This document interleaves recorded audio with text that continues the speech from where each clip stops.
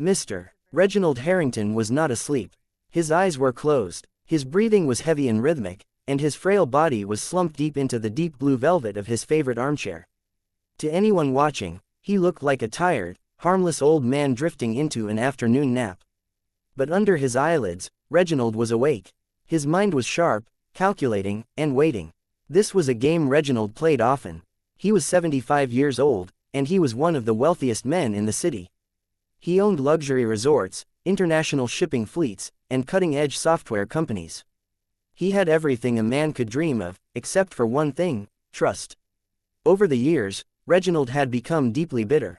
His children rarely visited him, and when they did, they only talked about his will and inheritance. His business partners smiled at him during meetings, but he knew they sharpened their knives behind his back, plotting takeovers and schemes. Even his previous staff members had stolen from him over the years: silverware from the dining sets, cash slipped from his wallet during brief distractions, rare vintage wines vanishing from the cellar. Reginald had grown to believe that every human being on earth was inherently greedy. He believed that if you gave a person a chance to take something without getting caught, they would seize it without hesitation. Today, he was going to test that theory once again. Outside the heavy mahogany doors of his grand library, the rain was pouring down in relentless sheets, hammering against the tall glass windows like a barrage of tiny bullets. Inside, the fire crackled warmly in the massive stone fireplace, casting flickering shadows across the walls lined with ancient books and priceless artifacts. Reginald had set the stage perfectly for his little experiment. On the small ebony table right next to his hand, he had placed a thick, unmarked envelope. It was deliberately left open, with a stack of crisp $100 bills totaling $5,000 visibly spilling out just a little, as if carelessly forgotten by a senile old man lost in his thoughts. It was enough money to change a poor person's life for a month or more, pay off debts, buy groceries, or even afford a small luxury they could only dream of. Reginald waited patiently, his senses attuned to every sound. He heard the door handle turn slowly, with a soft click that echoed in the quiet room. A young woman named Emily walked in. Emily was his newest maid, having only been working at the Harrington mansion for 3 short weeks. She was young, perhaps in her late 20s, but her face carried the weight of exhaustion. She had dark circles under her eyes that spoke of sleepless nights filled with worry and endless struggles. Emily was a widow. Reginald knew this from the thorough background check he had commissioned before hiring her. Her husband had died in a tragic construction accident 2 years ago, leaving her with nothing but mounting debts, unpaid bills, and a 7-year-old son named Tommy to raise all on her own. Today was a Saturday, and usually Emily worked alone in the vast mansion, but today the local schools were closed for emergency repairs due to the fierce storm raging outside. Emily had no money for a babysitter. Every penny she earned went toward rent, food, and keeping the lights on. In desperation, she had begged the housekeeper, Mrs. Patel, to let her bring her son to work, promising that he would be as silent as a mouse and stay out of sight. Mrs. Patel had reluctantly agreed, but not without a stern warning: if Mr.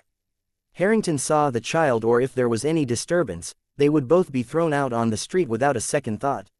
Reginald, feigning sleep, heard the soft footsteps of the maid entering the room, followed by the even softer, lighter footsteps of a child trying to be invisible. "Stay here, Tommy," Emily whispered, her voice trembling with anxiety and fear of being discovered. "Sit in that corner on the rug. Do not move. Do not touch anything. Do not make a single sound. Mr. Harrington is sleeping in the chair. If you wake him up, Mommy will lose her job, and we won't have anywhere to sleep tonight. Do you understand?" "Yes, Mommy," a small, gentle voice replied, laced with the innocence of youth but also the fear of understanding the gravity of the situation. Reginald, still pretending to be asleep, felt a pang of curiosity stir within him. The boy's voice didn't sound mischievous or sly, it sounded genuinely scared, like a child who knew the world could be harsh. "I have to go polish the silver in the dining room," Emily whispered hurriedly, her words rushing out in a low hiss. "I will be back in 10 minutes. Please, Tommy, be good. Stay exactly where you are. I promise," the boy said softly, his voice steady despite the circumstances. Reginald heard the door click shut behind her as Emily left the room. Now it was just the billionaire and the boy, alone in the vast library with the storm raging outside. For a long time, there was utter silence. The only sounds were the crackling of the fire in the hearth, the relentless patter of rain against the windows, and the steady ticking of the grandfather clock in the corner, marking each second with a rhythmic tick-tock, tick-tock. Reginald kept his breathing steady and even, but he was listening intensely, his mind racing with anticipation. He expected the boy to start playing around soon enough, perhaps knocking over a book or exploring the shelves out of boredom. He expected to hear the sound of a vase teetering or the shuffling of feet as the boy wandered the room, drawn by curiosity. Kids were naturally inquisitive, after all, and poor kids, Reginald assumed with his jaded worldview, were naturally hungry for things they didn't have, shiny objects, forbidden treasures, or in this case, the tempting stack of cash right there in plain sight.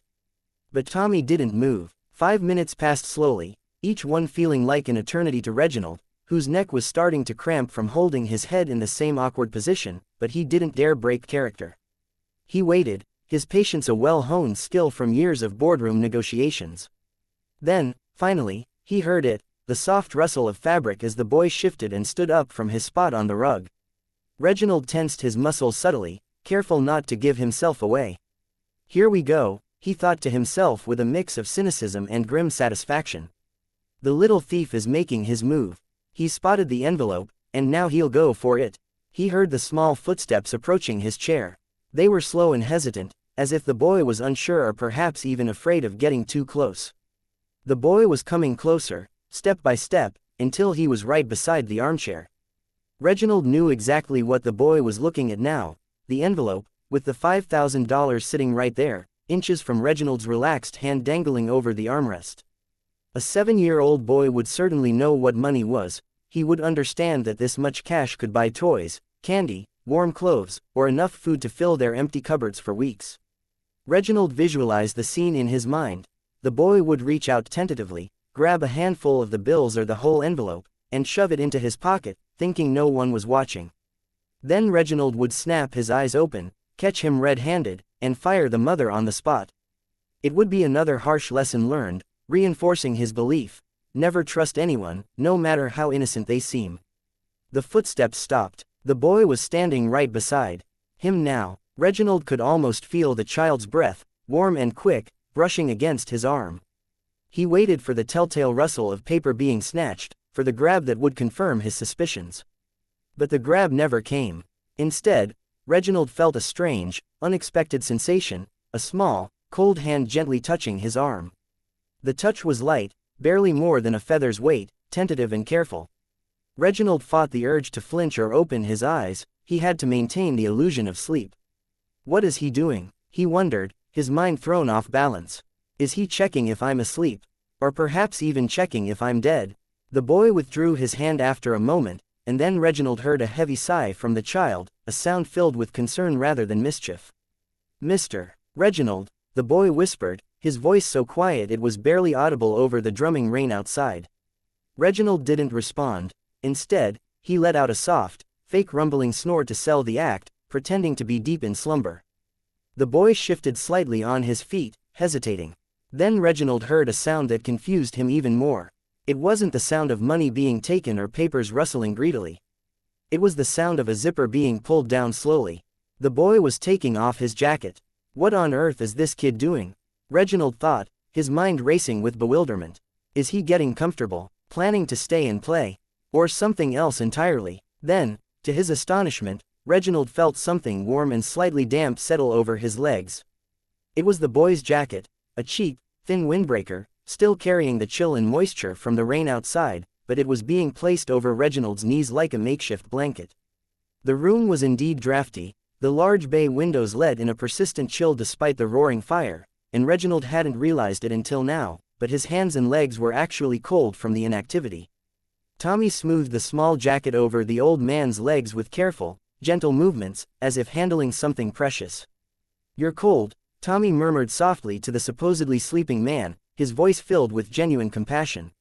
"Mommy says old people shouldn't get cold, or they might get sick." Reginald's heart skipped a beat, an unfamiliar flutter in his chest. This was not part of the script he had meticulously planned in his mind. The boy wasn't eyeing the money with greed, he wasn't scheming or plotting. He was looking at Reginald, not as a wealthy target, but as a person in need of warmth and care. This act of kindness from a child who had so little himself was throwing Reginald's entire worldview into disarray. Then Reginald heard a rustle on the table beside him. Ah, he thought, regaining his composure internally. Here it is, the real motive. Now that he's lulled me into a false sense of security with this little act, he'll grab the cash when he thinks I'm not paying attention. But again, the money didn't move. Instead, Reginald heard the sound of paper sliding across the polished wood of the table, a careful adjustment rather than a theft. Unable to contain his curiosity any longer, Reginald risked opening his left eye just a tiny crack, a millimeter slit hidden by his thick eyelashes, allowing him a covert glimpse. What he saw shocked him to his core, shaking the foundations of his cynical beliefs. The boy, Tommy, was standing by the table, a small, scrawny kid with messy brown hair and clothes that were clearly secondhand, faded jeans with patches at the knees and a shirt that was a size too big. His shoes were worn out at the toes, the soles thin from constant use, but his face was filled with a serious, intense focus, like a child on a mission of importance. Tommy had noticed that the envelope was hanging dangerously off the edge of the table, teetering as if it might fall onto the floor at any moment. With gentle hands, he had simply pushed it back toward the center of the table, nearer to the ornate lamp, ensuring it was secure and wouldn't slip. Then Tommy spotted something else on the floor near Reginald's foot, a small, leather-bound notebook that had fallen from Reginald's lap earlier when he had settled into the chair to begin his ruse. Tommy bent down slowly, picked it up with care, and dusted off the cover with the sleeve of his shirt, removing any imaginary specks of dirt. He placed the notebook gently on the table next to the envelope, stacking it neatly. Safe now, Tommy whispered to himself, a satisfied note in his voice, as if he had completed a small but important task. The boy then turned around and walked back to his designated corner on the thick Persian rug. He sat down quietly, pulled his knees to his chest, and wrapped his arms around himself for warmth. He was shivering slightly now, the chill of the room more noticeable without his jacket. He had given his only source of protection from the cold to the billionaire, leaving himself exposed, and yet he didn't complain or regret it. Reginald lay there in his chair, his mind completely blank for the first time in decades. For the first time in 20 years, Reginald Harrington didn't know what to think or how to process what had just happened. He had set a trap for a rat, expecting to catch a thief in the act, but instead, he had caught a dove, a pure, innocent act of kindness that defied all his expectations. The cynicism that had built up in his heart like an impenetrable stone wall suddenly developed a small, unexpected crack, letting in a sliver of light he hadn't felt in ages. Why didn't he take it? Reginald screamed internally, his thoughts swirling in confusion. They are poor, I know they are poor. His mother wears shoes with holes in the soles, and they live in a rundown apartment on the edge of town. Why didn't he take the money? It was right there, easy to grab, with no one watching. Before Reginald could fully process this bewildering turn of events, the heavy library door creaked open again. Emily rushed in, breathless and disheveled, her face pale with terror as if she had sensed something was amiss. She had clearly run all the way from the dining room, her apron slightly askew from the haste. She glanced first at the corner and saw Tommy sitting there, shivering without his jacket, his small frame huddled for warmth. Then she looked at the armchair and saw her son's dirty, cheap windbreaker draped over the billionaire's expensive tailored suit pants. Her eyes darted to the envelope of money on the table, still intact but noticeably adjusted. Her hands flew to her mouth in horror, stifling a gasp. She thought the worst, that Tommy had been bothering the master, perhaps even attempting to steal and then clumsily trying to cover it up with this odd gesture. "Tommy," she hissed, her voice sharp with panic and desperation. She ran to the boy and grabbed him by the arm, pulling him up roughly in her fear. "What did you do? Why is your coat on him? Did you touch him? Did you touch that money? Tell me the truth right now." Tommy looked up at his mother, his eyes wide with innocence and a touch of confusion at her reaction. "No, Mommy," he said softly, his voice steady. He was shivering. "I just wanted to keep him warm, and the paper was falling off the table, so I fixed it to make sure it didn't drop." "Oh, God," Emily cried, tears welling up in her eyes as the full weight of the situation hit her. "He's going to wake up any second. He's going to fire us. We're ruined, Tommy. I told you not to move, I begged you to stay still." In a frenzy, Emily began to frantically pull the jacket off Reginald's legs, her hands shaking so violently that she nearly knocked over the antique lamp on the table. I'm sorry, I'm so sorry, she whispered repeatedly to the sleeping man, even though she believed he couldn't hear her. Please don't wake up, please, just let us fix this. Reginald felt the jacket being ripped away abruptly, the sudden movement jolting him slightly. He could feel the mother's terror radiating off her like heat from the fire. It was palpable, suffocating.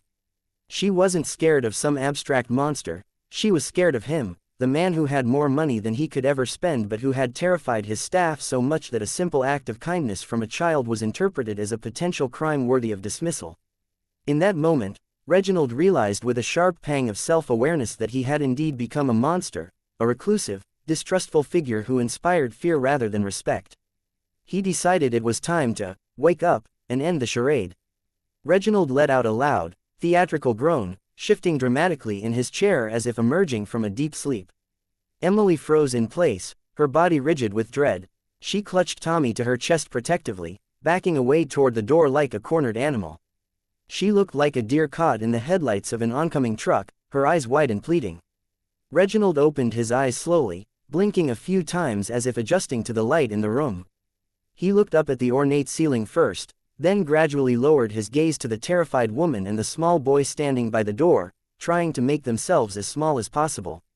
He put on his best grumpy face, scowling deeply with his bushy gray eyebrows knitting together in feigned irritation. "What?" Reginald grumbled, his voice gravelly and harsh, laced with the authority of someone used to being obeyed. "What is all this noise? Can't a man get some rest in his own house without interruptions?" I am so sorry, Mr. Harrington," Emily stammered, bowing her head in submission, her voice quivering. I was cleaning. This is my son. I had no choice, the schools were closed because of the storm. We are leaving right now. Please, sir, don't fire me. I'll take him outside immediately. He won't bother you again. Please, sir, I need this job to survive." Reginald stared at them intently, his eyes flicking from Emily to Tommy and back. He glanced at the envelope of money on the table. It was exactly where Tommy had pushed it, safe and undisturbed. He looked at the boy, who was trembling now not just from the cold but from the fear of the angry old man glaring at them. Reginald sat up straighter in his chair, adjusting his posture with deliberate slowness. He reached out and picked up the envelope of money, tapping it against his palm thoughtfully, the bills rustling softly. Emily squeezed her eyes shut, bracing herself, expecting him to accuse them of attempting to steal it or tamper with his belongings. "Boy," Reginald boomed suddenly, his voice echoing in the room. Tommy peeked out from behind his mother's leg, his face pale but resolute. "Yes, sir, come here," Reginald commanded, his tone leaving no room for argument. Emily gripped Tommy's shoulder tighter, her protective instincts kicking in. "Sir, he didn't mean to," she began, but Reginald raised his voice, cutting her off. "Come here, now." Tommy stepped away from his mother reluctantly, walking slowly toward the armchair, his small hands shaking at his sides. He stopped right in front of Reginald's knees, looking up with wide eyes. Reginald leaned forward, his face inches from the boy's, peering deep into Tommy's eyes as if searching for any sign of deception, any hint of the greed he was so convinced lurked in everyone. "Did you put your jacket on me?" Reginald asked gruffly. Tommy swallowed hard, but his voice didn't waver. "Yes, sir." "Why?" Reginald pressed, his curiosity genuine now. "I'm a stranger to you, and I'm rich. I have a closet full of fur coats and cashmere blankets upstairs. Why would you give me your jacket, your only jacket?" Tommy looked down at his worn shoes for a moment, then back up at Reginald with unwavering honesty. "Because you looked cold, sir. And Mommy says that when someone is cold, you give them something to warm up, even if they are rich. Cold is cold for everyone." Reginald stared at the boy, the simple words echoing in his mind like a profound revelation. Cold is cold. It was such a basic, undeniable truth, yet it pierced through the layers of his hardened heart. Reginald glanced at Emily. She was holding her breath, her face a mask of anxiety. "What is your name, son?" Reginald asked, his voice softening just a fraction, the gruff edge dulling. "Tommy, sir." Reginald nodded slowly, absorbing the moment. He looked at the money in his hand, then at the open door of the library where the storm continued to rage. A new plan began to form in his mind. The test wasn't over, in fact, it had just evolved into something more. This boy had passed the first level, the test of honesty and integrity. But Reginald wanted to know more. He wanted to see if this was just a fluke, a one-time anomaly, or if this boy truly possessed a heart of gold, untainted by the world's harshness. Reginald shoved the money into his inside pocket with a grunt, returning to his grumpy persona for the next phase. "You woke me up," he said accusingly. "I hate being woken up from my nap." Emily let out a small, involuntary sob, her shoulders slumping. "We are leaving, sir. Right now." "No," Reginald said sharply, his voice cutting through the tension. "You're not leaving," Emily repeated, grabbing Tommy's hand and turning toward the door in panic. "We are leaving, sir. Stop." Reginald's voice cracked like a whip across the silent room, halting them in their tracks. Emily froze, not daring to take another step. She turned around slowly, her face drained of all color, expecting the worst. "I didn't say you could leave," Reginald growled, pointing a shaking finger at the velvet armchair where he had been sitting. "Look at this." Emily looked, her eyes widening as she noticed a small, dark, damp spot on the deep blue fabric where Tommy's wet jacket had rested briefly. "My chair," Reginald said, his voice dripping with exaggerated anger. "This is imported French velvet. It costs $300 a yard, and now it's wet. It's ruined beyond repair." I will dry it, sir," Emily stammered, her voice breaking. "I'll get a towel right now and blot it carefully. Water stains velvet permanently," Reginald lied smoothly, standing up with effort, leaning heavily on his ebony cane for support, looming over the terrified mother and child. "You can't just dry it like some common fabric. It needs to be professionally restored by specialists. That will cost at least $800. Reginald watched them closely, his eyes sharp. This was the second part of the test. He wanted to see if the mother would turn her anger on the boy, blaming him for the supposed damage.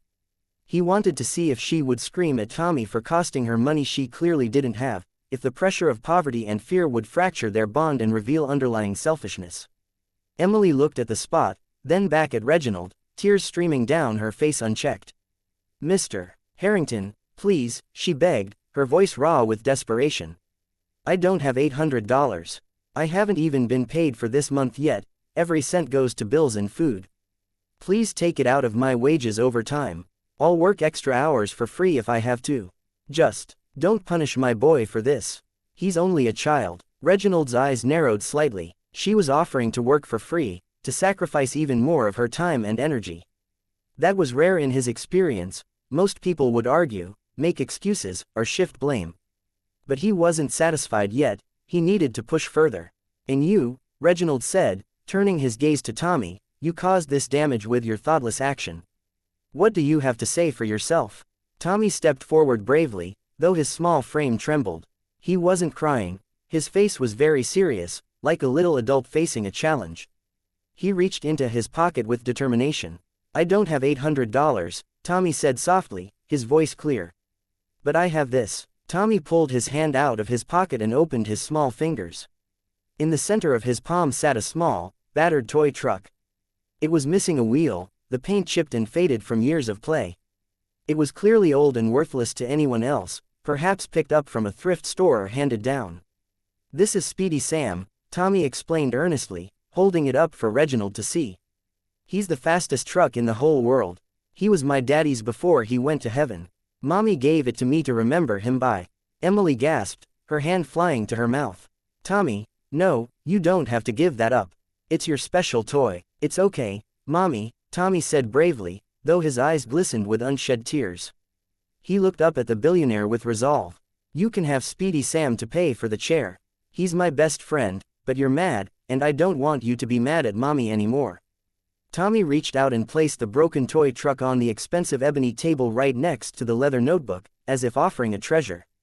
Reginald stared at the toy, feeling like the air had been knocked out of him. The room suddenly felt very small, the walls closing in. He looked at the bulge of cash in his pocket, thousands of dollars that meant nothing to him, and then at the three-wheeled toy truck on the table.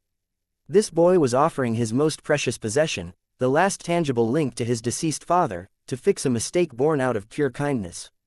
He was giving up something irreplaceable to save his mother's job, without a second thought for himself. Reginald's heart, which had been frozen in ice for so many years, suddenly cracked wide open. The pain was sharp and immediate, a flood of emotions he hadn't allowed himself to feel in decades: regret, shame, and a deep, aching humility. The silence stretched out interminably, the rain continuing to hammer against the windows like an accusing drumbeat. Reginald picked up the toy truck, his hand trembling slightly as he examined it. "You," Reginald's voice was no longer a growl, it was a whisper, hoarse with emotion. "You would give me this, for a wet chair?" "Yes, sir," Tommy said simply. "Is it enough to make things right?" Reginald closed his eyes briefly, a wave of memories washing over him. He thought about his own sons, they only called him when they wanted a new yacht or funding for their lavish lifestyles. They never gave him anything, they only took, endlessly and without gratitude. "Yes," Reginald whispered, opening his eyes, which were now wet with unshed tears. "Yes, Tommy, it is enough, it is more than enough." Reginald slumped back into his chair, the weight of the act finally over. He couldn't play the villain anymore, the mask had shattered. He felt tired, not from his age, but from the heavy burden of his own guilt and the years wasted in isolation. "Emily," Reginald said, his voice changing completely to that of a tired, lonely old man seeking connection. "Sit down, sir." Emily looked confused by the sudden shift in his tone, unsure if it was another trick. "I said, sit down," Reginald barked, then softened his words. "Please, just sit. Stop looking at me like I'm going to devour you both." Emily hesitantly sat on the edge of the antique sofa, pulling Tommy onto her lap protectively. Reginald looked at the toy truck in his hand, spinning the remaining wheels with his thumb absent-mindedly. "I have a confession to make," Reginald said, staring at the floor as if ashamed to meet their eyes. "The chair isn't ruined at all. It's just water from the jacket. It will dry completely in an hour or so, without a trace." Emily let out a long breath she had been holding, relief washing over her features. "Oh, thank God." And, Reginald continued, looking up at them with intense, vulnerable eyes, "I wasn't asleep." "Not at all." Emily's eyes went wide with shock. You weren't." "No." Reginald shook his head slowly. "I was pretending the whole time. I left that money on the table on purpose. I wanted to see if you, or the boy, would steal it. I wanted to catch someone in the act, to prove my point about people." Emily pulled Tommy tighter against her chest, a look of hurt flashing across her face. "You were testing us, like we are rats in a maze, just for your amusement." "Yes," Reginald admitted without deflection, his voice heavy with regret. "I am a bitter old man, Emily. I've been betrayed so many times that I thought everyone was a thief deep down. I thought everyone had a price, that greed was universal." He pointed a shaking finger at Tommy, his voice breaking with emotion. "But he didn't take the money. He covered me with his jacket because he thought I was cold. And then he offered me his father's truck." Reginald wiped a tear from his cheek unashamedly, he didn't care that his maid was witnessing his vulnerability. "I have lost my way," Reginald whispered, his words barely audible. "I have all this money, all these possessions, but I am poor in spirit. You have nothing material, yet you've raised a child with a heart of pure gold, a king among men." Reginald stood up slowly, walking over to the fireplace to compose himself. He took a deep breath, the warmth of the flames mirroring the thawing in his soul. He turned back to them, his expression resolute. "The test is over," Reginald announced.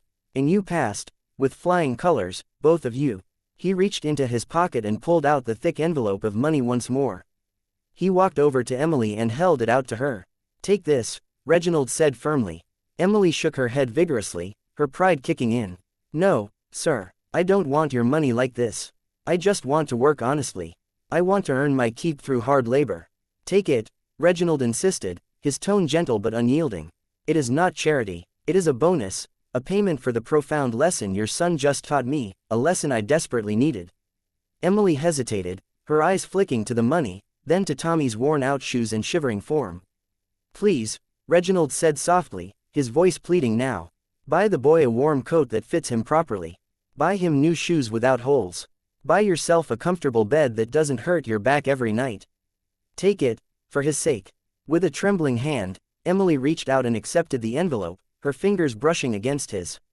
"Thank you, Mr. Harrington," she whispered, tears of gratitude in her eyes. "Thank you so much." "Don't thank me yet," Reginald said, a small, genuine smile touching his lips for the first time in years, softening his features. "I have a business proposition for you, Tommy." Tommy looked up, his eyes bright with curiosity despite the emotional whirlwind. For me, sir. Yes, Reginald said, holding up the little toy truck. I am going to keep Speedy Sam. He's mine now, you gave him to me as payment, after all. Tommy's face fell slightly, a pang of loss evident, but he nodded bravely. Okay, a deal is a deal. But, Reginald continued, his eyes twinkling with a newfound warmth, I can't drive a truck with only 3 wheels. It's not practical. I need a mechanic, someone young and clever to help me fix things around here. Someone to help me fix not just toys, but perhaps even myself. Reginald knelt down with effort, a painful movement for his arthritic knees, so he was eye level with the 7-year-old. Tommy, how would you like to come here every day after school? You can sit in this library, do your homework at the big desk, and teach this grumpy old man how to be kind again. In exchange, I will pay for your school, all the way through college, no matter what path you choose. Deal. Tommy looked at his mother for permission. Emily was crying openly now, covering her mouth with her hands in disbelief at the turn of events. She nodded through her tears, overwhelmed. Tommy looked back at Reginald and smiled, a gap-toothed, beautiful smile full of hope. Deal, Tommy said confidently. He held out his small hand. Reginald Harrington, the billionaire who had trusted no one for decades, took the small hand in his own and shook it firmly, sealing the pact. 10 years passed, and the Harrington mansion transformed from a cold, echoing fortress into a vibrant home filled with life. The heavy drapes that once blocked out the world were always drawn open, letting sunlight flood the rooms. The once overgrown and thorny garden bloomed with colorful flowers, tended by hands that cared. Laughter echoed through the halls where silence had reigned, and the air carried the scent of home-cooked meals shared at a table. On a warm Sunday afternoon, the library was filled with people, not for a celebration, but for a solemn gathering of lawyers, businessmen, and a young man named Tommy. Tommy was 17 now, tall and handsome, dressed in a crisp suit that fit him perfectly. He stood by the window, gazing out at the garden where his mother, Emily, was arranging fresh flowers with a contented smile. Emily didn't look tired or worn anymore, she looked radiant and fulfilled. She had risen to become the head of the Harrington Foundation, managing millions of dollars donated to charities every year, helping widows, orphans, and struggling families just like they had once been. The room was quiet, the atmosphere heavy, as the lawyer, Mr. Whitaker, cleared his throat and began reading the last will and testament of Mr. Reginald Harrington. Reginald had passed away peacefully in his sleep 3 days ago, in the very same deep blue armchair where the fateful test had occurred a decade prior. Reginald's biological children were present, 2 sons and a daughter, sitting on the other side of the room with impatient expressions. They checked their expensive watches repeatedly, whispering among themselves about selling the mansion, dividing the assets, and moving on quickly. They didn't look sad or mournful, they looked eager, their eyes gleaming with anticipation of inheritance. Mr. Whitaker adjusted his glasses and continued reading. To my children, he intoned from the document, I leave the trust funds that were established for you at birth. You have never visited me without asking for more money or favors, so I assume the money is all you truly desire from me. You have your millions, enjoy them as you see fit. The children grumbled under their breath, exchanging dissatisfied glances, but they seemed somewhat satisfied with their portions. They stood up abruptly, ready to leave without hearing the rest, their interest waning now that their shares were secured. Wait, Mr. Whitaker said firmly, holding up a hand. There is more to be read. To the rest of my estate, my companies, this mansion, my vast investments, and my personal savings, I leave everything to the one person who gave me something priceless when I had nothing left in my soul. The children stopped in their tracks, turning around with confused and outraged expressions. Who? One son demanded angrily, his face reddening. We are his family, his blood. Who could possibly deserve the bulk of it? I leave it all, the lawyer read steadily, to Tommy. The room erupted in shouting and chaos. The sons were furious, pointing accusatory fingers at Tommy. Him, the maid's son. This is a joke. He must have tricked our father somehow, manipulated the old man in his weakness. Tommy didn't move or react, he didn't say a word in defense. He simply held something small in his hand, rubbing it absent-mindedly with his thumb, lost in his own thoughts. Mr. Whitaker raised his hand for silence, his voice authoritative. Mr. Harrington left a personal letter explaining his decision in detail. He wanted me to read it aloud to everyone present.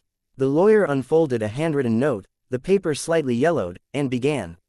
To my children in the world, you measure wealth in gold, property, and power. You think I am giving Tommy my fortune because I have gone mad in my old age. But you are wrong. I am merely paying a debt, a profound one that money alone cannot repay. 10 years ago, on a rainy Saturday much like today, I was a spiritual beggar. I was cold, lonely, and empty inside, despite my riches. A 7-year-old boy saw me shivering in my chair. He didn't see a billionaire or a powerful tycoon, he saw a human being in need. He covered me with his own jacket, sacrificing his comfort for mine. He protected my money when he could have easily stolen it and run. But the true debt was sealed when he gave me his most prized possession, a broken toy truck, to save his mother from my feigned anger. He gave me everything he had, expecting nothing in return. That day, he taught me that the poorest pocket can hold the richest heart. He saved me from dying as a bitter, hateful man. He gave me a family when mine had abandoned me.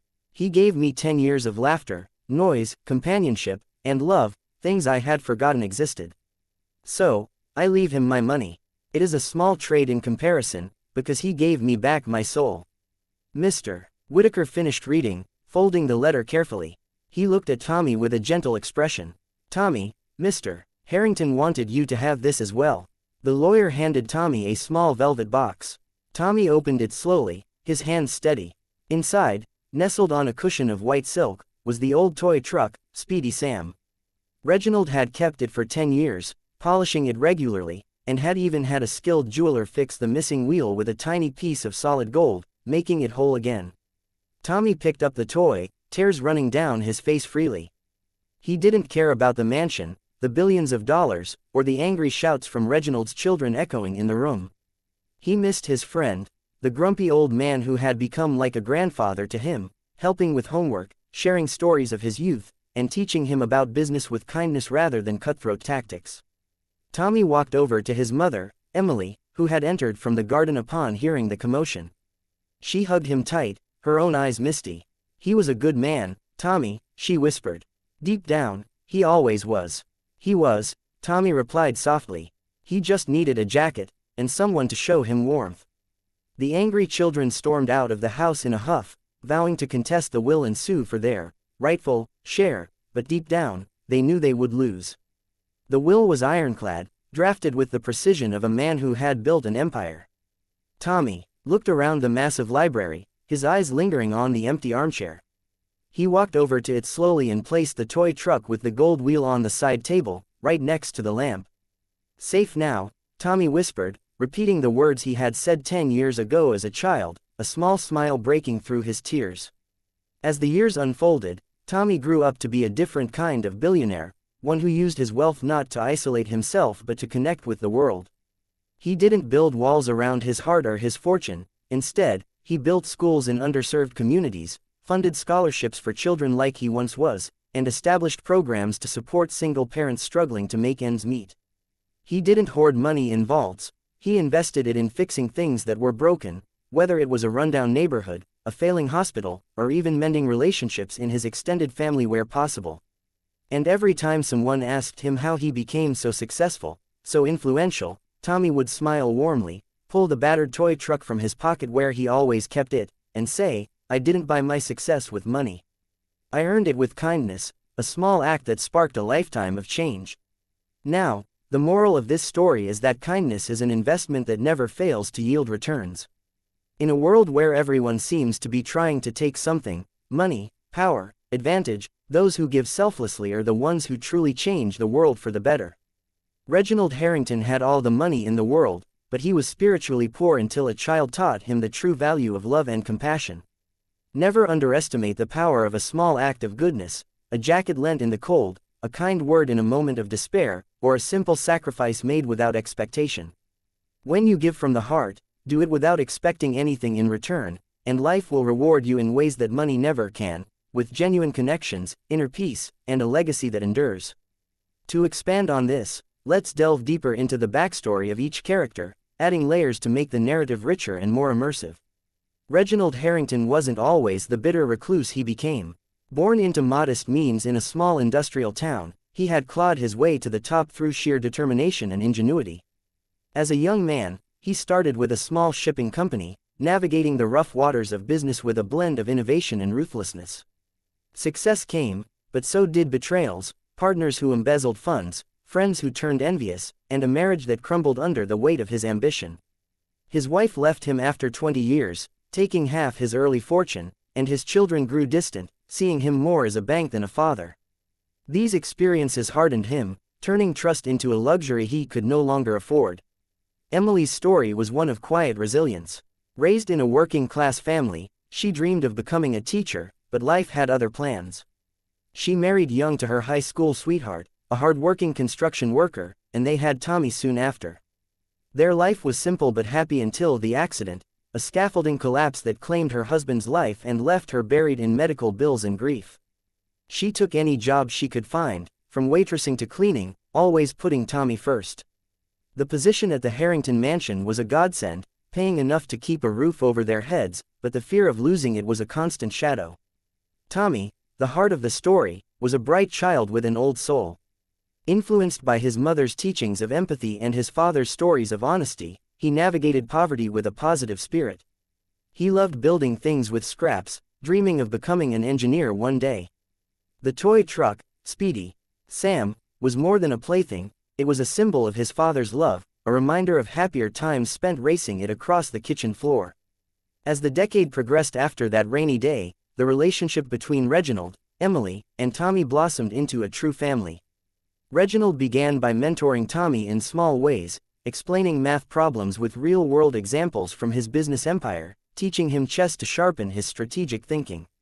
Weekends turned into adventures, visits to Reginald's companies where Tommy learned about logistics and technology, or quiet evenings in the library reading classic tales of heroes and villains. Emily, initially wary, saw the change in her employer, his gruff exterior softened, and he started treating the staff with respect, even hosting holiday gatherings for them. But change wasn't without challenges. Reginald's children, sensing their father's growing attachment to this outsider family, made attempts to intervene. One son visited unannounced, accusing Tommy of being a gold digger and demanding Reginald cut ties. Reginald, for the first time, stood firm, defending the boy who had shown him true loyalty. This led to family rifts, but also to Reginald's personal growth. He began reconciling with his past, writing letters to old friends and donating anonymously to causes he once ignored. Tommy faced his own trials. As he grew, peers at school teased him for working at the mansion, calling him the rich man's pet. But Tommy used these experiences to build character, volunteering at shelters and sharing stories of kindness. Emily rose through the ranks, her organizational skills shining as she managed the foundation, turning Reginald's wealth into tangible good, building community centers, funding education programs, and supporting environmental initiatives. In the years leading to Reginald's passing, he and Tommy shared profound conversations. Reginald confessed his regrets, and Tommy offered forgiveness, saying, "Everyone deserves a second chance, sir. That's what Mommy taught me." Reginald's health declined slowly, but his final days were peaceful, surrounded by the family he had chosen. After inheriting the estate, Tommy didn't rest on his laurels. He expanded the foundation globally, tackling issues like climate change and poverty. He married a fellow philanthropist, and they had children who grew up hearing the story of the jacket and the toy truck. Emily retired comfortably but stayed active, mentoring young women in similar situations. The legacy endured. Decades later, the Harrington name synonymous with generosity, all stemming from one small act. Kindness, as Tommy often said in speeches, is the ultimate currency, timeless, boundless, and transformative. If you enjoyed this story, make sure to like and subscribe to the channel. Thank you for watching.